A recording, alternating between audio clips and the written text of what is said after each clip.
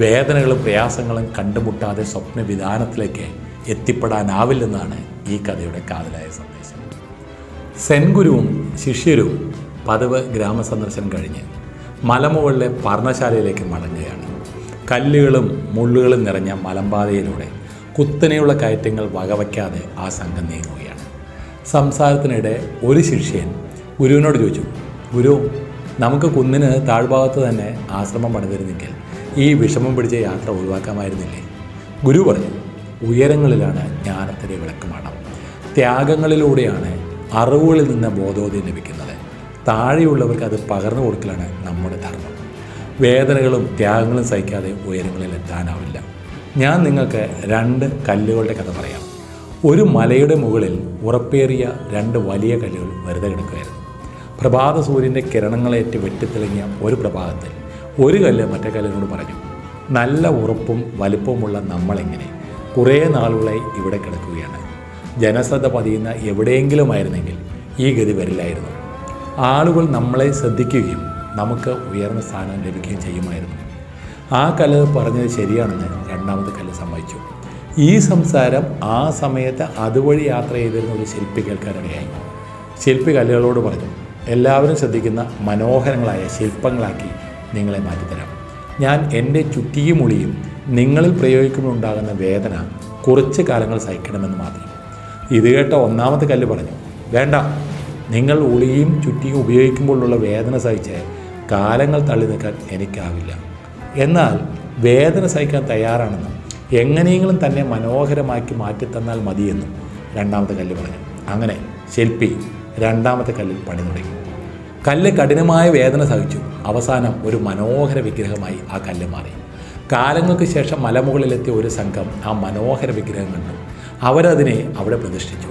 അതിനു ചുറ്റും ഒരു ക്ഷേത്രമുയർന്നു. ദിവസങ്ങൾ കഴിയവേ ആളുകളുടെ വരവ് വർദ്ധിച്ചു. ഭക്തർ പ്രാർത്ഥനയോട് വണങ്ങി നിന്നു.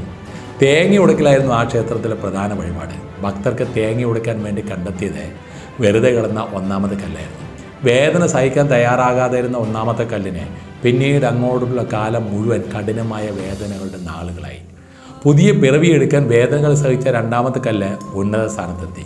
ഗുരു തുടർന്നു, വേദനകൾക്കും ബുദ്ധിമുട്ടുകൾക്കും ഇടം കൊടുക്കാതെ മാറി നിന്നാൽ മാറ്റം ഉൾക്കൊള്ളാതെ മാറ്റി നിർത്തപ്പെട്ടതിൻ്റെ പ്രയാസങ്ങൾ സഹിക്കേണ്ടി വരും. എന്നാൽ എല്ലാ വേദനകളും പുരോഗതിയിലേക്ക് നയിക്കില്ലെന്ന് ആദ്യത്തെ കല്ലിൻ്റെ അനുഭവം പറയുന്നു. മാറ്റത്തിന് തയ്യാറാവാൻ മടിക്കുമ്പോൾ പുറമേ നിന്ന് വരുന്ന ശക്തികളാൽ ഉണ്ടാകുന്ന ദുരിതത്തിന് ഉദാഹരണമാണ് ആ കല്ല്. എത്രയോ ആളുകൾ കഷ്ടപ്പെട്ട് ജീവിക്കുന്നത് കാണാം. സ്വയം മാറാൻ തയ്യാറാകാതെ വരുമ്പോൾ കാലത്തിനൊപ്പം ജീവിക്കാൻ അവർ പ്രയാസപ്പെടുന്നതാണ് ഈ കഷ്ടപ്പാടുകൾ. പ്രയാസങ്ങളുടേതായ ഒരു കാലഘട്ടം പിന്നിടാതെ പുതിയ സൂര്യോദയങ്ങൾക്ക് പാകപ്പെടാനാവില്ല. പ്രശസ്തനായ അമേരിക്കൻ ബാസ്കറ്റ്ബോൾ താരം മൈക്കൽ ജോർദൻ ഒരിക്കൽ തൻ്റെ വളർച്ചയെക്കുറിച്ച് ഇങ്ങനെ പറഞ്ഞു, ഞാൻ പരിശീലനത്തിനായി അതിരാവിലെ ഗ്രൗണ്ടിലേക്ക് പുറപ്പെടുമ്പോൾ എൻ്റെ ഗ്രാമം മൂടിപ്പുതച്ചുറങ്ങുകയായിരിക്കും. ഏറ്റവും ആദ്യം ഗ്രൗണ്ടിലെത്തുന്നത് ഞാനായിരുന്നു. ഏറ്റവും അവസാനം ഗ്രൗണ്ട് വിടുന്നതും ഞാൻ തന്നെ.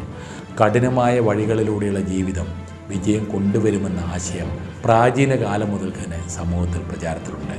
ജീവിതത്തിൽ നാം നേരിടുന്ന ബുദ്ധിമുട്ടുകൾ നമ്മുടെ കഴിവുകൾ തുറക്കുന്നതിനും മഹത്തായ കാര്യങ്ങൾ നേടുന്നതിനുമുള്ള താക്കോലുമായിരിക്കാം. ഈ കഥയിൽ നിന്ന് 3 കാര്യങ്ങൾ നമുക്ക് മനസ്സിലാകും. ഒന്നാമതായി, വേദനയ്ക്കും കഷ്ടപ്പാടുകൾക്കും നാം പഠിക്കാത്ത പ്രധാന പാഠങ്ങൾ നമ്മെ പഠിപ്പിക്കാൻ കഴിയും.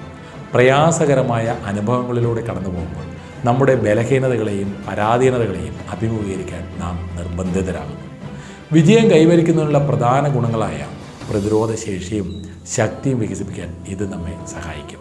രണ്ടാമതായി, കൂടുതൽ കഠിനാധ്വാനം ചെയ്യാനും കൂടുതൽ പരിശ്രമിക്കാനും വേദന നമ്മെ പ്രേരിപ്പിക്കും. മൂന്നാമതായി, വേദനയ്ക്ക് ജീവിതത്തെക്കുറിച്ചുള്ള ഒരു സവിശേഷമായ വീക്ഷണം നൽകാൻ കഴിയും.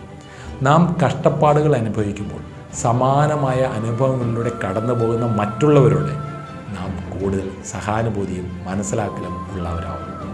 മാറ്റത്തിലുള്ള വേദനകൾ സ്വീകരിക്കുമ്പോൾ അത് പുതുമയിൽ നിന്നും വിജയത്തിലേക്ക് നയിക്കും. ചില ആളുകൾക്ക് വെല്ലുവിളികളെ അഭിമുഖീകരിക്കാൻ മടിയാണ്. അതിൻ്റെ ഫലമായി എന്നും സാമ്പത്തികവും സാമൂഹികവുമായ പിന്നോക്കാവസ്ഥ അനുഭവിക്കേണ്ടി വരും. ഈ കഥയുടെ സന്ദേശം ഇഷ്ടപ്പെട്ട് കാണുമെന്ന വിശ്വാസത്താൽ ഈ വീഡിയോ അവസാനിപ്പിക്കുന്നു. വീണ്ടും അടുത്തൊരു വീഡിയോയുമായി വരുന്നവരെ this is Sudheer Menon signing off.